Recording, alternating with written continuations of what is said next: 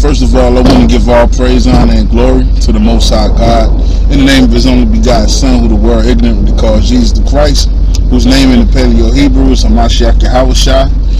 We are the Service Assembly, and we come to you with another Sabbath lesson. We started to do the Sabbath lesson outside, but in Mobile, Alabama, it's a terrible storm going on right now. And what's crazy is Jake and Eve still trying to throw a birthday bash out here. You know, that will, like I say, we'll stop at nothing to do wickedness, right? But so this Sabbath lesson we going into this Shabbat is a quick history on the lineage of Esau Edom. A lot of us that's coming into this truth, you know, they don't have a strong foundation on who Esau is. In order to be able to combat it when you're actually being confronted with it by naysayers or people that believes that Esau is the Arabic man, or Esau is the Japhetic man, or he's everything that he's not. Now, he has tried his best to blend himself and hide himself among the nations, but according to the Most High in the book of Numbers chapter 118, he'll always be who he is through his father, regardless of the situation, right? So the first book we're going to go into is the book of Genesis chapter 25 and verse 25. This is the book of Genesis chapter 25 and verse 25. And the first came out red all over like an hairy garment. And they called his name Esau. And they called his name Esau because Esau in the Hebrew means Ashashua. It means that he was wasted away. He had no melanin pigmentation. His red blood showed throughout his skin, right? So they said that he read that real quick again, if you don't mind, Baba Kusha. This is the book of Genesis chapter 25 and verse 25. And the first came out red all over like a hairy garment. Right, so it says that he was covered all over, he was red all over like a hairy garment. So his skin was, you can see the blood through his skin, which is the definition of Esau, which is Ashashua, and he was a hairy man, right? But they said that he was red and hairy like a hairy garment. Now, what garment was that talking about? Now, in Syria and in them times of past, we would dye our ram skin, goat, and sheep skin a certain color red that we would get from a worm that was found in the Middle East, right? So the name of that worm was called the crimson worm, and they still to this day use this worm to dye that color red. It's crimson, or there's another name for it, but if anybody can see it, I'm going to put it on in front of the camera, right? See, that's the crimson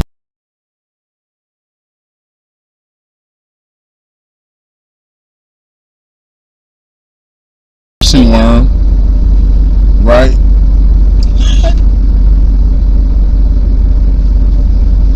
Or the scarlet worm, right?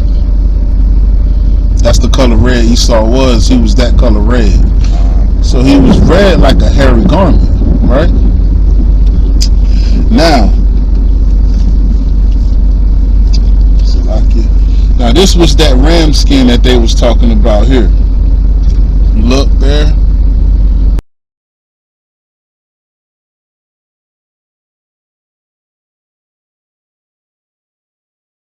That's the color red ram skin. So it wasn't no ruddy color. It wasn't all of that, you know. Esau Edom a lie to you, you know. Hold on 1 second. So the color red that described Esau Edom, that hairy garment was that ram skin right there. Yet they still die to this day in the Middle East. That scarlet red. It comes from that worm, right? The crimson worm, or the Tola worm in the Hebrew, right? Now let's get Exodus chapter 25 and verse 5. This is the book of Exodus chapter 25 and verse 5. And ram skin dyed red, and badger skin, and shittim wood. Verse 6. Start from the top again, Salaki. This is the book of Exodus chapter 25 and verse 5. And ram skin. And ram skin dyed red. Dyed red. So even during the time of the book of Exodus, we were using that ram skin to dye the color of our tabernacle, right? So we're gonna show that one more time. Let me show that one more time. I just wanted to prove that after the Bible that's what we was doing. We was using dyed ram skin. You see that?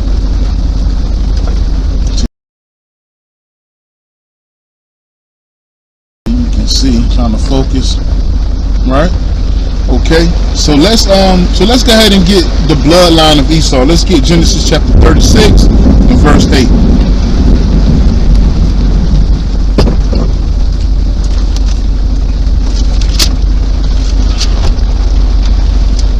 Genesis 36 and verse 8.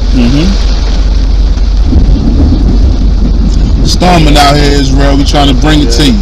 This is the book of Genesis chapter 36 and verse 8. Thus dwelt Esau in Mount Seir. Where did Esau dwell? In Mount Seir. Right, so Esau was dwelling in Mount Seir with the Horites, a cave-dwelling people. Right, go ahead. Esau is Edom. Esau is Jacob. Esau is Edom. Esau is Moses. Esau is Edom. Right, so the scripture say that Esau is Edom. So when you hear Edom, you know that they're talking about Esau, right? Go ahead. Verse 9. Salakia, real quick. Edom means red. So he's telling you, see, the Most High, he's using certain terminologies that we'll understand to give us who this man is in the future. He said Esau is red. He is Edom. Edom means red. Esau is red. So we're going to hold right there, right? Now keep reading. Verse 9. And these are the generations of Esau. Now these are the generations of Esau, right? Go ahead. The father of the Edomites. So Esau is the father of the Edomites, right? Go ahead. The red people, right? In Mount Seir. In Mount Seir, where he dwelt, right? Go ahead. These are the names of Esau's sons. Eliphaz, right? Go ahead. Son of Adah. The wife of Esau. Reuel, the son of Bashemath, the wife of Esau, and the sons of Eliphaz were Teman. The who? Were Teman. Were Teman, right? So Teman, I want y'all to remember that name. Remember Teman. I'm going to come back to that, right? Because that is a very, very important tribe of Esau, right? Go ahead. Amor, Zepho, and Gatam, and Kenaz. Right? So we just named some of the sons of Esau. We know that we got Ashken, we got Amalek, we got Teman, right? We got Eliphaz, right? So let's get 1 Samuel 15 and verse 8. 1 Samuel chapter 15 and verse 8. It's the book of 1 Samuel chapter 15 and verse 8. And he took Agag. He took Agag. Read that again. And he took Agag, the king of the Amalekites. Right. So Agag was a king of the Amalekites. Right. Now you could not have a king over you that was of another nation. We do it now, but we're not supposed to do that, right? Agag was an Amalekite. He was the king of the Amalekites. We know that Amalek is one of the sons of who? One of the grandsons is the grandson of Esau. So we know that bloodline goes down to Amalek. Now Agag was a king of the Amalekites, right? So he was an Amalekite, King Agag. Keep reading. Alive, and utterly destroying all the people with the edge of the sword. Right, so we just wanted to prove that. So we know that Agag was the king of the Amalekites, right? Now hold on, bear with me just 1 second. Bear with us, it's storming out here pretty good, so we're going to continue on. I just want to give you some brief history that one of our elder brothers by the name of Yakutaz, the Mighty Wolf, he kind of brought out, right? So let's see here.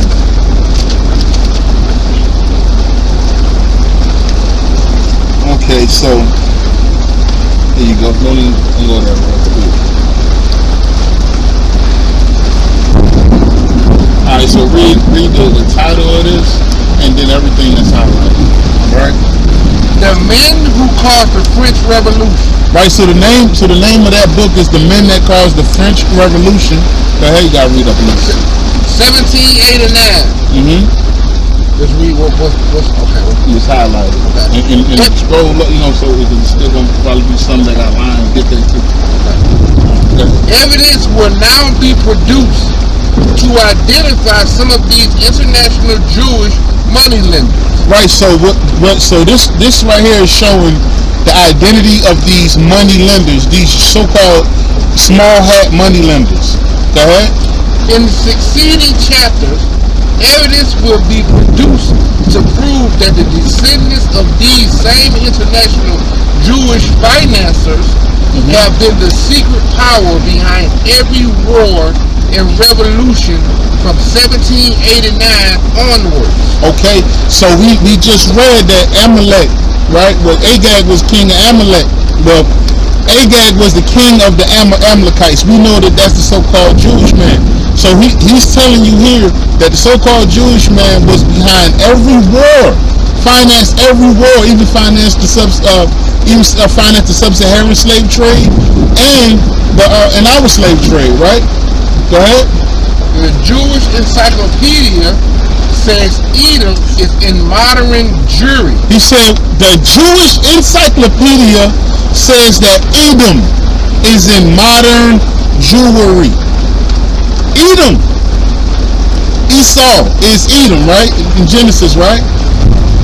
That goes back to Agag. We know that Amalek is one of the sons of Esau. So that ought to show you right there that we're going back into Edom. We just read that Agag was king of the Amalekites, but he just said that the Jewish Encyclopedia, you'll find the works of Edom in it. Go ahead. This is a very important admission. Now this is a very important admission. Go ahead.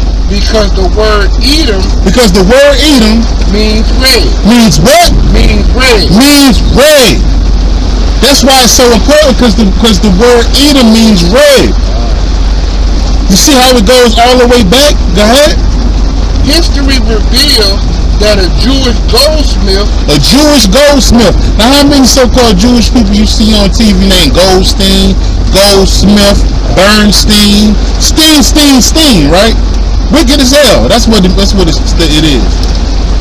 But it says that a man. Start from a little bit up again where it says Goldstein. This is a very important admission because the word Edom means red. History reveals that Jewish goldsmith and Michel Moses Braveur, tired of his wandering in Eastern Europe. See, because they got tired of Edom wandering in Eastern Europe. The so-called white man was wandering around in Eastern Europe. Wandering. He's a vagabond. He got the same curse as a king. He's a vagabond. Go ahead. And decided in 1750 to settle down in Frankfurt on the Main in Germany. So he decided to settle down in Germany. We're going to get back to that too, right? Because Germany plays a big part in the foundation of some of the tribes of Edom. Go ahead. He opened a shop or accounting house in the Judenstrasse district. Over the door of his shop, he placed his sign of business, a red shield. So he put a sign in front of his business. It was a red shield, right? Go ahead. It is of the greatest importance to remember that the Jews in Eastern Europe. So it says that this is important because to remember that the Jews in Eastern Europe, go ahead, who belong to the revolutionary movement based on terrorism. Based off terrorism.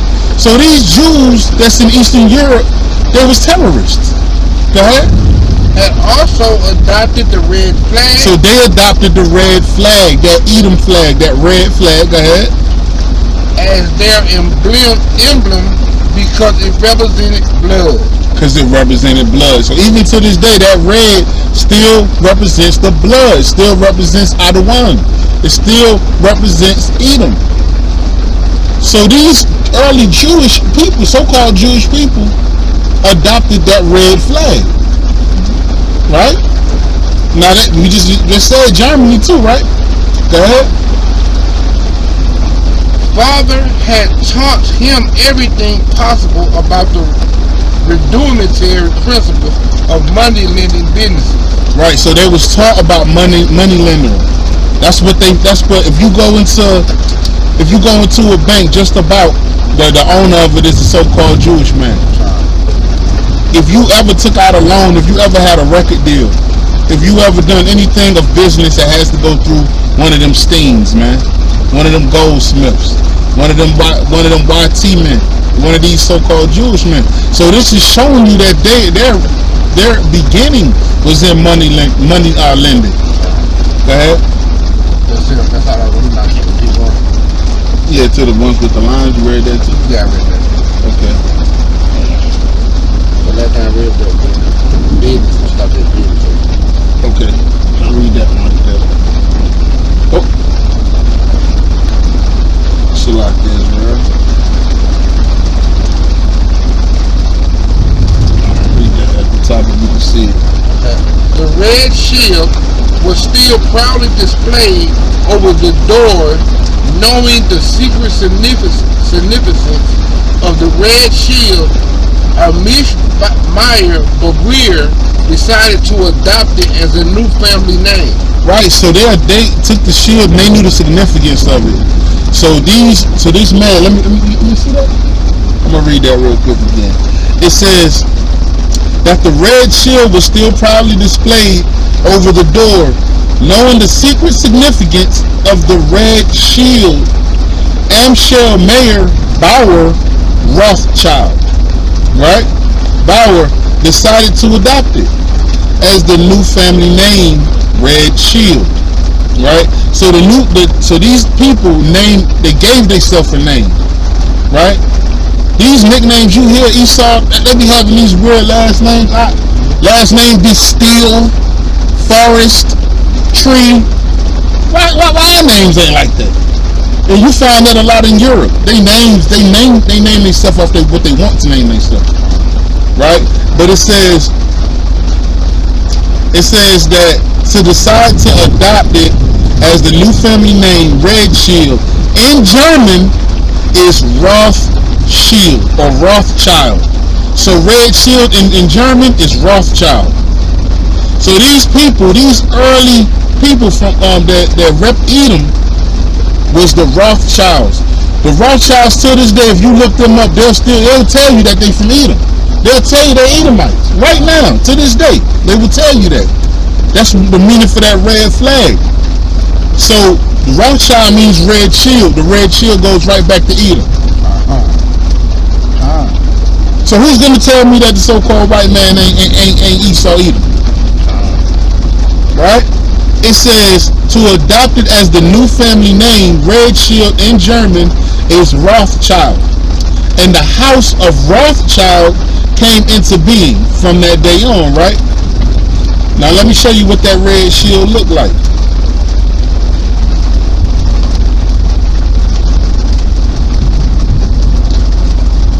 Now what shield is that?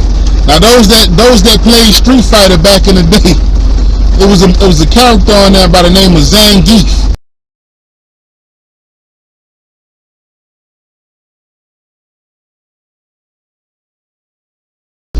He would always grab you and slam you and jump in the air with you and slam you and all kind of stuff like that. He had red hair. He had a red hair on his chest, right? Why was he all red like that? Red everything. When you would play Street Fighter, where he was from USSR. That's United Soviet Union. He's from the Soviet Union.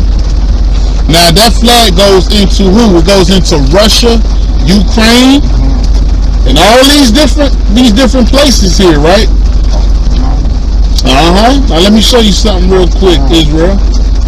If I can pull it up real fast. You know I'm kind of slow. But hold on. I just want y'all to see something real quick. It says, right, so this USSR, right? It says the Soviet Union during the Cold War was the people, Ukrainian, Belarusian, Uzbek, Kazakh, Georgian, right? So you know that's going into Georgia or Russia. Azerbaijani, Lithuanian, Moldavian, Romanian, Latvian, Tajik, Armenian, Turkmen, and Estonian, right? Now let me see here. I want to go.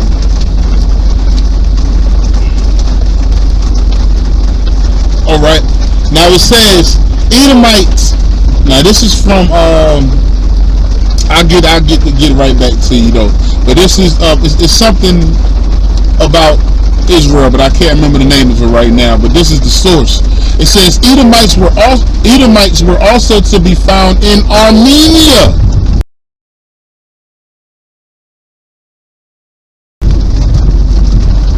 Armenia, right? And later in Europe, especially in Rome, Austria, Germany, and what? Germany. Remember I said, remember Germany?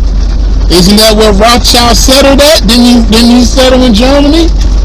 And bring that Edomite red joint with him? And set up that flag with that hammer?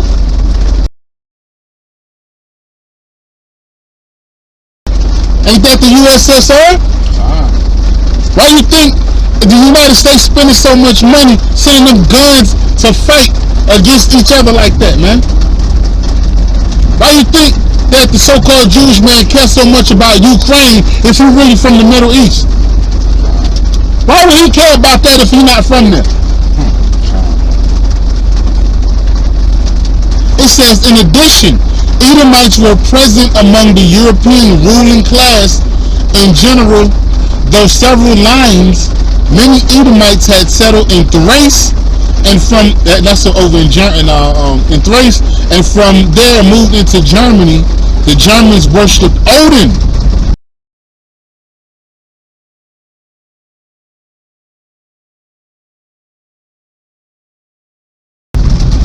They worship Odin, Thor, and all that junk, right? Now, why is Odin so important? Why is it important that they worship Odin? This is why it's important. Whose name is a form of Edom.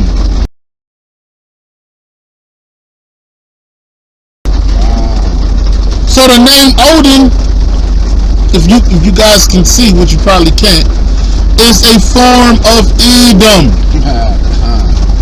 So even the gods that they represented, Thor, all of that garbage is a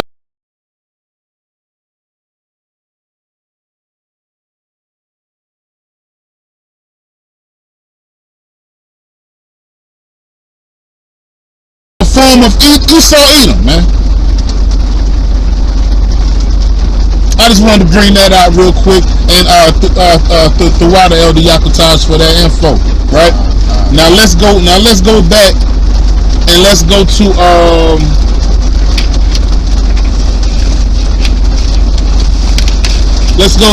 the book of Esther, chapter 3 and verse 1, right? It's the book of Esther, chapter 3 and verse 1. After these things, the king Ahasuerus, you rest. We read up a little bit out. Verse 23. And Esther 3 and 1. Okay, yeah, Esther 3 and 1. Yeah. After these things, did King Ahasuerus promote Haman and the son of Hammedatha and a Gagite. Who? A Gagite. Who? An Agagite. Remember you just talking about King Agag, right? Who was an Amalekite. He was the so-called Jewish man of that time, right? It says Haman. Now Haman Read that again. 3 and 1. Haman, an Agagite. So, no, start from the top again, C.LAMAK. Okay, God. Verse 3, this is 3 verse 1. That's 3 verse 1. After the things, the king Ahasuerus. So, I think it's Osiris. I can't read it from here, but if you go into another book, it'll say Artaxerxes, right? So he was the Persian king of that time, right? So the Persian king grabbed up an Edomite from the line of King Agag, which was an Amalekite by the name of Haman. Now, if you go into the book of you go into the Feast of Purim, Haman, the so-called white man, even at that time, the so-called Jewish man was still trying to kill the children of Edom during that time, even at that time. So this ain't nothing new, and we have to always remember that the Most High, His words is always going to be tied back to the truth. The history don't agree with the Most. Well, the Most High doesn't have to deal with history. History deals with the words of the Most High, right? Keep going. Haman, the son of Hammedatha, Agagite, and advanced him and set his seat above all the princes that were with him. Right, so yeah, so his bloodline, his father's bloodline was through King Agag. So that'll let you know, Numbers 1 and 18. Again, the bloodline is gonna go through the father. Now, Haman's father was of the line of King Agag, which was an Amalekite, right? So now we know that. Let me know when you get it. I want the editions of Esther, chapter 16 and verse 10. This is the book of the edition of Esther, chapter 16 and verse 10. And Haman, the Macedonian, the son of Amadath, being indeed a stranger from Persian blood, and far distant from God goodness, and as a stranger received of us. Right, so Haman was a stranger of Persian blood. That's why the Persians ain't Persians no more. Trusting in Esau Edom. Now they Iran. Now they East Indian. They everything except what they is. They destroyed Persia and gave you a whole nother name. Now you can't even call yourself Persian no more. Now you Iranian. Stop trusting in Esau. These other nations, they get taken down, man. Start at 16. 10 again. C.LAMAK again. This is the book of the edition of Esther, chapter 16 and verse 10. For Haman, a Macedonian, the son of Amadath, being indeed a stranger from Persian blood, and far distant from our goodness, and as a stranger received of us. Verse 11, had so far forth obtained the favor that we did show toward every nation, as that he was called our father. See that? So they put the so-called white man above them, man. You know, the king put a white man above his kingdom, king of Persia, Artaxerxes. Go ahead. And was continually honored of all the next person unto the king. Right. So let me see where you at real quick, because I'm trying to get where you say he a Macedonian. Yeah. That's what you see it there? No, that was the first verse. That was verse 10. Okay. Read that out loud, because I think when you read it, it's I guess you kind of jumping over. Start over again. Okay, this is the book of Esther, chapter 16 and verse 10. Right, this is the book of the editions of Esther, chapter 16 and verse 10. Right, go ahead. For Haman, a Macedonian. So Haman, the Macedonian, right? So that's really the point I wanted to get from that too, right? But Haman was a Macedonian. Now, when you go into the Macedonians, that goes back to who? That goes back to Alexander the Great. That goes back to Esau. Now, we just read here that the Edomites were also found in Armenia and in Europe and in Germany, right? So you have to understand that the Edomites were kind of similar to us, where they knew that they was Edom, but they also knew that what tribe they was from, right? So Haman was a Macedonian, but he was of the line of the Agagites. He was the line of the Amalek, right? So now what we're gonna do is we're gonna go. Let's get 1 Maccabees chapter 1 and verse 1 real quick. This is the book of 1 Maccabees chapter 1 and verse 1. And it happened after that Alexander, the son of Philip. So Alexander was the son of Philip, the Macedonian. The Macedonian, right? So he was a Macedonian, but does that mean he was of the line of Agag or somebody else? No, but he was also a Macedonian, right? Go ahead. Who came out of the land of Chittim. He came out of the land of Chittim, right? Now Chittim, Chittim is known for having a lot of Edomites there too, right? Now go ahead. Had smitten Darius, king of Persia. He did what? Smitten Darius, king of the Persians. So how you think Alexander was able to get in there and smitten Darius, the king of Persia, if it wasn't for Haman? Because see, once you put Esau in charge, he's going to take that thing down. So now Alexander's there, and now he can took down the king of Persia, Darius, right? Now I'm going to read real quick from and I'm going to definitely put the source down, right? Now it says that Timon. Now remember Timon. I said remember Timon from earlier. Timon, one of the descendants of Esau, was noted for his wisdom. Give me Jeremiah 49 and 7. Now if you go into the scriptures, the people of Timon was known for having a lot of wisdom. They had a lot of foresight. They could so-called see the future. Like every nation has wise men, but for Esau and Edom, they wise men was the Timonites, right?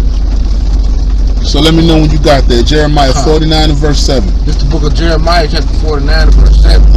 Concerning Edom. So this concerning Edom. I let you know off the top. Go ahead. Thus saith the Lord of hosts, is wisdom no more in Timon? What the Lord say? Is wisdom no more in Timon? So the Most High even said, is wisdom no more in Timon? Because that was the wise men. The Timonites was the wise men. Esau got tribes too. No different than Issachar could see the future through the stars. Or Judah is the mighty lion. Or Benjamin is the wolf. Or Gad run through a troop. We all have our own set skills, just like if you got a house full of children now and you got 3 or 4 sons. Each and every last one of them have their own set of skills and gifts that was given to them by the Most High God, and also through the bloodline of the Father. Right? So give me Jeremiah 49 and 7 again. The book of Jeremiah chapter 49 and verse 7. Concerning Edom. Concerning Edom. Thus saith the Lord of hosts, is wisdom no more in Timon? Is counsel perished from the prudent? So the Timonites would give counsel. That's what they know for. They know for giving counsel. So the Most High is really just talking trash about them. Go ahead. Is their wisdom vanished? Is the wisdom vanished from Timon? And they stupid now? The Most High talking that talk. Go ahead. Verse 8. Flee ye, turn back, dwell deep, O inhabitants of Dedan. Go ahead. For I will bring the calamity of Esau upon him. See that? So you see that Timon is still not anonymous with Esau. The Most High is saying here he's gonna destroy them, right? And the Most High was just talking that talk. Now let me get Job chapter 2 and verse 11, right? So wisdom was found in Timon, right? That's why the Most High is talking that talk. You'll find in the book of Obadiah he's talking about Timon too. 1 and 9, but I'm not going to get there. This is the book of Job, chapter 2 and verse 11. Now when Job's 3 friends heard all this evil that was come upon him. Right? So Job was where? Job was from the land of Uz, which was in Edom. So Job had so-called Edomite friends that would come up. And when he was going through what he was going through, they came up and tried to give him counsel. Right? Go ahead. They came everyone from his own place. Eliphaz. Right? So this man's name was Eliphaz. Go ahead. The Temanite. The who? The Temanite. The Temanite. So this man came to give him counsel. Teman is known for wisdom of Edom. So the Temanites would come and give wisdom to everybody. But his name was Eliphaz because his ancestor name was Eliphaz. Right? So what are we talking about here? Right? Now, I'm going to start from the top of this article again. It says, Teman of the descendants of Esau was noted for his wisdom. The term Teman is also used in some places to represent Edom. In general, Amos 1:12 and Obadiah 1:9. So, but I'm not going to get those real quick. The Temanites were famed for their wisdom. So they was famed for their wisdom. So that's why a Temanite came to give Job counsel and give him wisdom, right? It says, descendants of Teman were to be found among the Assyrians. So the Assyrians are Temanites. The Babylonians. The Babylonians roughly is from the line of Teman. And the ancient Macedonians. All the Macedonians were in that same area there. It says Alexander the Great or Alexander the Freak was a Temanite. Descendants of Edom are often noted for their intellectual and scholastic abilities. Don't they do that until this day? Think they smarter than everybody? Got their own curriculums that don't matter? They got curriculum, Salakia, that don't matter, but they're smarter than everybody in it. If I come up with a curriculum and I learn it, and then I try to teach it to you, I'm not by default smarter than you. But if that curriculum has nothing to do with my life, it has nothing to do with what's going on, we just talking about college. All these curriculums that they got in college, all this fraternity foolishness and folly has nothing to do with my life. Because I can get right out of college and don't have a job. If you don't want to hire me, I'm not going to get hired. Because I know psychology ain't going to help me on the damn the docks. It ain't going to help me drive the trucks. It ain't going to help me pick the trash can up. So Esau is dumb. They don't know nothing. They make their own curriculums. They set their own things for to learn. If I sat out here and learned how to count every last one of these pine straws on this ground, then I make a curriculum of it, wouldn't I by default know how to do it better than you? But does it mean anything? No, it don't mean nothing, right? So it says, I'm going to read it one more time. It says, the descendants of Teman were to be found among the Assyrians and Babylonians and ancient Macedonians. Alexander the Great was a Temanite. Descendants of Edom, and often noted for their intellectual and scholastic abilities. Now we know that Alexander the Freak was a so-called white man, right?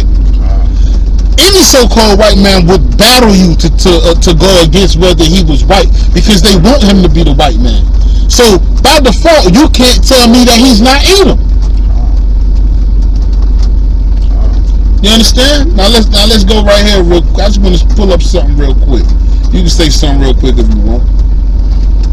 Nah, man, you gotta understand, there's too much evidence, man. In the book of Job, chapter 9, verse 24, say the earth given to the hand of the wicked, man. I mean, who run it? You know what I'm saying? We killing each other over a piece of paper with a white man face on it. You know, no average. They ain't running nothing over here, not like Esau, man.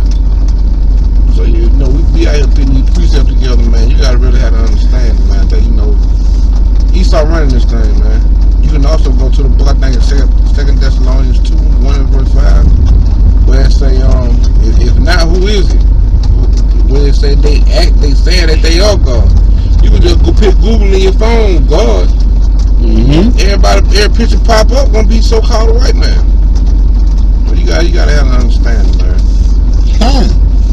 I mean, you could find it anywhere you want, anywhere you look. You blowing up, man. Anywhere you look, ain't that Alexander?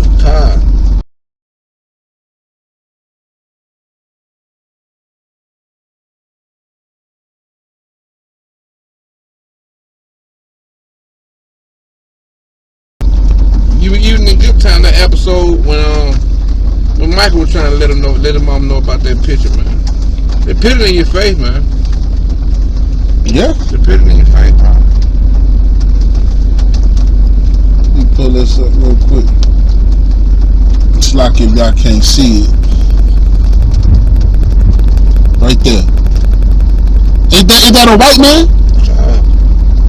Stop playing with yourself. Stop playing with yourself, man. Right? Now, I'm going to read it one more time. It says, Teman of the descendants of Esau was noted for his wisdom. We just pulled that in Jeremiah 49:7, Job 2:11. The term Teman is also used in some places to represent Edom, right, in the Bible. In general, Amos 1:12 and Obadiah 1:9, the Temanites were famed for their wisdom. Again, Jeremiah 49:7, Job 2:11. The descendants of Teman were to be found among the Assyrians and Babylonians and ancient Macedonians. Alexander the Great was a Temanite. Descendants of Edom are often noted for their intellectual and scholastic abilities. I'm going to read a little bit further down. It says Edomites were also to be found in Armenia and later in Europe. So they said it was later in Europe. They're not the original inhabitants of Europe. We know that the Japhetic people are, which would be your Minoans, to your Samoans and Polynesians to this day.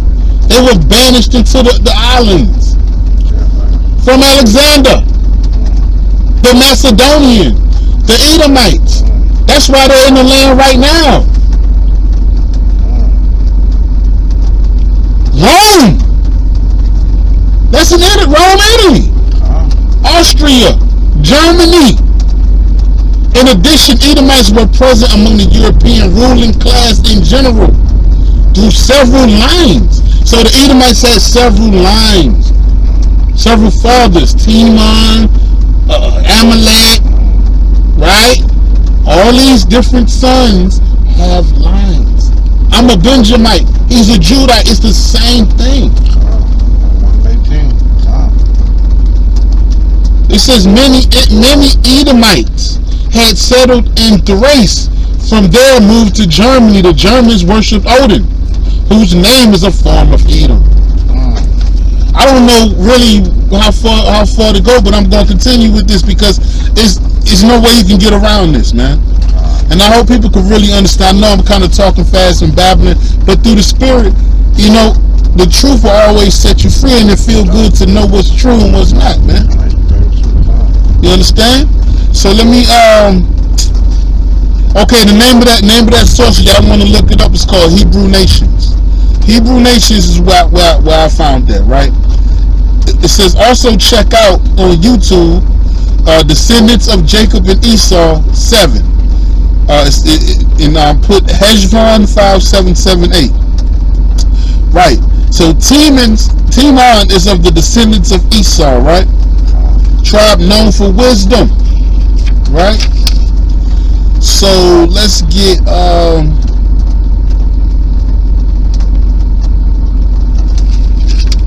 matter of fact, give me Amos 1:11 real quick. Amos chapter 1 verse 11. Thus saith the Lord. So this is the words of the Most High God through the prophet Amos, right? Go ahead. For 3 transgressions of Edom. Right. So again, we always bring this out, and we gonna bring it out till it gets stale, man. It says for 3 transgressions of Edom: the rape, rob, and murder, the hanging from trees and not taking us down after you doing it. Just going against all the set laws that the Most High put out to govern this earth, and being parasites and being just infiltrators of righteousness and bringing in nothing but wickedness and you know, and for the rape, rob, and murder of the 12 tribes of Israel, man, for just all these innocent children and people that you guys been lying to all these years, trying to tell us who we is and who we ain't. Okay, now we know who you are. And the truth is going to tear you down. The truth is tearing you down right now, through the spirit and physically on the streets. I see y'all stretched out, man, scabs and sunburns on your skin, pissed and smelling like all kind of manner of manure, man. All praise to the Most High. The Most High is taking you down. He's taking your government down, right? You small hats, you upper echelons, your history is destroying you. Your vain glory is what's taking you down, because you wanna record and you wanna jot everything down that you've done, but chiefly it's through the Most High. The Most High put that spirit of vanity in you. So now to this day, guess what? We're destroying you with the words of the Most High God, Yahweh Bashim Yahushua, and your own history, man. Can you read, King? And for four, because you overstepped your boundaries, man. Right? You raped our sons, man. You fed our babies to alligators, man. Right? You done the worst out of any captivity that we've ever been in. The worst. Again, the Most High already said that He will put us in captivity under a base people, or people that we're better than. And now they know who we are, but we got to come back. Go ahead. I will not turn away the punishment thereof. So the Most High said His word ain't gonna go back void. He will not turn back the punishment thereof that we spoke about in the book of Obadiah, the first chapter all the way down. Right? Go ahead. Because he did pursue his brother with the sword, pursuing us with the gun, shooting us down in the house. Sonia Massey, the newest case, in many cases still happening as we're bringing out this lesson. It's never going to stop until his sins reach heaven, and the Most High sent His Son down to trample over them like grapes. Go ahead. And did cast off all pity. And cast off all pity, man. He cast off all pity because He know He ain't nothing. Go ahead. And His anger did tear perpetually. And He kept His wrath forever. He kept it forever. Keep reading. But I will send a fire upon Timon. He gonna send a fire on who? Timon. He's gonna send a fire on Timon. We're still talking about Timon. We're still talking about Amalek. You can't get away from your punishment, Esau Edom. We know your lines. We know your bloodline. We know where you come from, and we know where you're going. All praise. You're gonna be destroyed. All praise. That's a fact, because my father says so. Yahweh Bashim Yahushua. Kick rocks, Esau. What the brother Phineas Gad said, he said, get back, Esau. I know about Revelations, chapter 2, verse 9, synagogue of Satan. Like the brother shout out to brother Phineas Gad, man. Okay? Stop playing, man. Come on, man. Keep reading. So he's gonna send a fire on Timon, man. Give me Obadiah 1 and 9 real quick. Give me Obadiah 1 and 9, man. Hey, look, we're not playing with y'all, man. Now you can go and you can do your extensive studies as well, man. But I just, this is just for a lot of the brothers and sisters that's just coming in, and also for those that need a little bit more information, man. Esau is the so-called white man, right? And if he's not, prepare for another captivity. If he's not, then that means we're going to go in another captivity. So you need to be praying and thinking that the Most High is showing you this, and praying and asking the Most High to please make sure that this is Esau, because the scripture said that it's going to end with Esau. So if this ain't the end, that means it's going to be another captivity we're going to have to go into for it to end, fool. Right?